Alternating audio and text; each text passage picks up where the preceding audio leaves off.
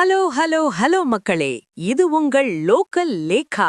இன்னைக்கு தமிழக அரசியல்ல ஒரு மெகா ரீயூனியன் நடந்திருக்கு. எடப்பாடியும் டிடிவி தினகரனும் கைகோர்த்து நிக்க போற அந்த 9 தொகுதிகள் எவை? டிடிவி அண்ணன் எங்கே போட்டியிட போறாரு? இதோ அந்த 7 அதிரடி ரகசியங்கள். 1.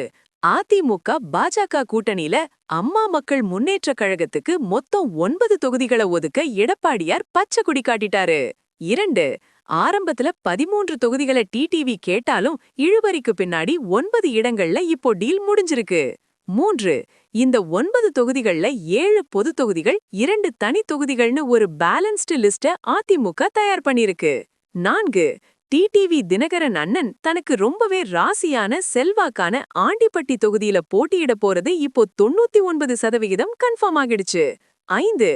சோழிங்கர், நாங்குநேரி, மேலூர், பாபநாசம், முசிறி, புதுக்கோட்டைன்னு அமமுகவுக்கு செல்வாக்கான இடங்களை பாஜக மூலமா பேசி டிடிவி அண்ணன் வாங்கிட்டாரு. 6. தனி தொகுதிகளான ஒட்டப்பிடாரம் மற்றும் அரூர் ஆகிய இடங்களையும் அமமுகவுக்கு கொடுத்து அங்கேயும் தன்னோட பலத்தை காட்ட சொல்லியிருக்காரு எடப்பாடியார். 7. திருச்சியில நடக்கிற மோடிஜியோட மாநாட்டுக்கு அப்புறம் நாளைக்கு அதிகாரப்பூர்வமா இந்த ஒப்பந்தம் கையெழுத்தாக போகுது பாஸ்.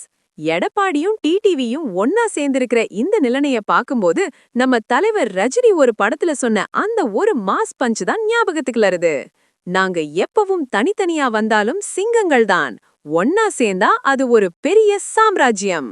ஆண்டிப்பட்டியில டிடிவி அண்ணன் ஜெயிச்சு மறுபடியும் சட்டசபைக்குள்ள வருவாரா? இந்த 9 தொகுதிகள்ல அமமுக எத்தனை இடத்தை பிடிக்கும்? கமெண்ட் பண்ணுங்க. தமிழகத்தின் அனல் பறக்கும் தேர்தல் அப்டேட்டுகளுக்கு தொடர்ந்து இணைந்திருங்கள். ஸ்டே டியூன்ட் வித் பிராண்டி செய்திகள்.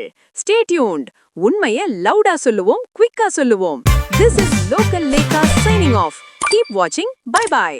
ஒரு விசில் போடுங்க பாஸ்.